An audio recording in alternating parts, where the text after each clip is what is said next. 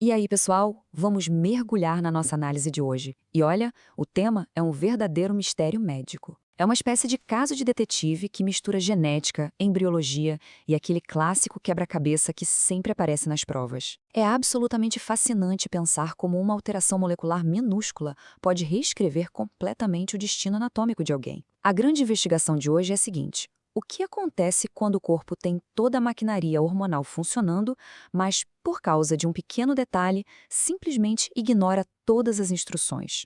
O roteiro da nossa investigação vai ser super direto. 1. O enigma clínico. 2. Fisiologia hormonal. 3. Os suspeitos. 4. Diagnóstico diferencial e tratamento. 5. O reino animal e os prêmios Nobel. E, por fim, o número 6, os nossos pontos-chave. Bom, começando pelo começo. Número 1. O enigma clínico. Olha só essa questão clássica que caiu em 2003 numa prova do CESP para ginecologia. A gente tem uma paciente com amenorreia primária, ou seja, ausência de menstruação. E a missão é identificar qual patologia não causa genitália ambígua. Tem uma lista de suspeitos aí, mas o único que foge do padrão de ambiguidade é a letra E, resistência completa aos androgênios. Mas por que essa é a resposta? Para entender isso, a gente vai precisar descer até o nível celular. E é por isso que a gente vai para o número 2, fisiologia hormonal. Para entender onde a coisa muda de rumo, a gente tem que lembrar que a diferenciação sexual humana acontece em 3 etapas fundamentais. O passo 1 é a fecundação, que é quando o sexo genético é definido, XX ou XY. O passo 2 é o sexo gonadal. Basicamente, a presença do cromossomo Y liga o gene SRY, que é como um interruptor para o desenvolvimento dos testículos. E o passo 3 é o sexo fenotípico, que é literalmente esculpido pelos hormônios. Num desenvolvimento masculino típico, os testículos começam a produzir testosterona e o hormônio antimuleriano. E é exatamente aqui, no terceiro passo, que o nosso mistério acontece. É aí que entra a grande culpada de hoje. A síndrome de insensibilidade completa aos androgênios, a famosa SICA, que antigamente o pessoal chamava de síndrome de Morris. O quadro clínico é uma loucura de tão interessante. A gente está falando de um indivíduo com cariótipo 46XY. Os testículos estão lá, dentro, trabalhando e produzindo níveis altíssimos de testosterona. Só que tem um porém. Uma mutação no gene do receptor de androgênio faz com que as células simplesmente ignorem esse sinal hormonal.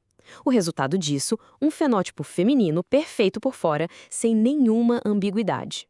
A melhor forma de visualizar isso é com a analogia da antena quebrada. Imagina uma estação de rádio transmitindo música no volume máximo. Isso seria o corpo produzindo altos níveis de testosterona e dihidrotestosterona. Mas o rádio lá na outra ponta, que seria o receptor da célula, está com a antena completamente estragada. Não capta nada. E como a masculinização da genitália externa precisa obrigatoriamente desses hormônios agindo lá no seio urogenital e no tubérculo genital, a falta de sinal faz o corpo seguir o padrão de fábrica.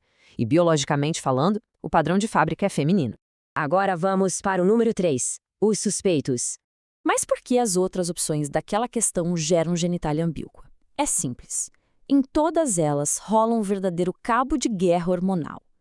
Na disgenesia gonadal 46XY, falta a testosterona, então a virilização fica no meio do caminho.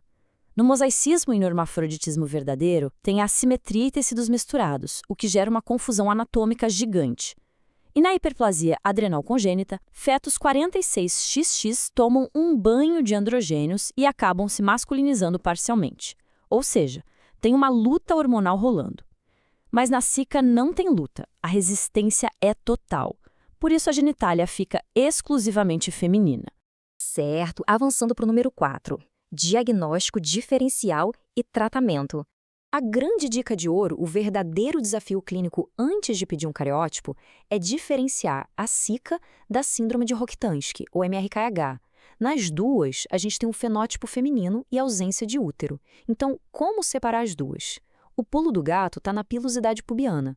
Na Rokitansky, os folículos respondem super bem aos andrógenos femininos normais, então a pessoa tem pelos. Já na SICA, lembra da antena quebrada? Ela vale para qualquer andrógeno, o que impede totalmente o desenvolvimento de pelos pubianos e axilares. Sobre anatomia e o que fazer na prática, tem uns pontos vitais. O hormônio antimuleriano funciona perfeitamente porque ele usa outro receptor. Com isso, os ductos de Miller regridem, o que significa nada de útero e nada de tubas. O que fica é uma vagina em fundo cego que geralmente é manejada com o uso de dilatadores. Aí muita gente pergunta, e os testículos retidos? Tira logo? Na verdade, não. A conduta é esperar. Durante a puberdade, essa testosterona alta é convertida em estrogênio no corpo pela enzima aromatase, o que garante o desenvolvimento das mamas naturalmente. A retirada das gônadas só acontece depois da puberdade para evitar câncer. E, claro, o suporte psicológico durante todo esse processo é absolutamente crucial. Vamos agora dar uma viajada no número 5, o reino animal e prêmios Nobel. Se a gente olhar para o reino animal, a natureza simplesmente ri da nossa ideia binária de diferenciação sexual. Pega as hienas malhadas, por exemplo. As fêmeas recebem uma carga de androgênios tão absurda na gestação que o clitóris delas hipertrofia e viram pseudopênis. O peixe-palhaço faz hermafroditismo sequencial. Todos nascem machos, mas se a fêmea dominante morre, o maior macho muda de sexo e vira fêmea. E tem os lagartos quinimidépteros, onde a população é formada 100% por fêmeas que se reproduzem sozinhas, por partenogênese. É de explodir a cabeça. E voltando para o nível molecular humano, entender essas falhas de comunicação rendeu prêmios Nobel, viu? Essa ideia da antena quebrada só faz sentido por causa do Earl Sutherland Jr., que descobriu a sinalização celular, e do Lefkowitz e do Kobilica, que mapearam os receptores acoplados à proteína G. Mas quem mudou o jogo da diferenciação sexual foi Alfred Jost. Foi ele quem sacou que o molde padrão de desenvolvimento dos mamíferos é o feminino. Sem os hormônios trabalhando ativamente para mudar a rota, qualquer embrião vai desenvolver uma anatomia feminina. A Zika é a prova viva e clínica dessa regra. E, finalmente, número 6. Nossos pontos-chave.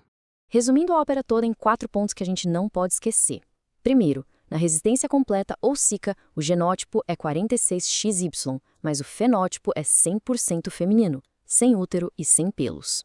Segundo, a genitália ambígua não aparece aqui porque a testosterona é totalmente silenciada.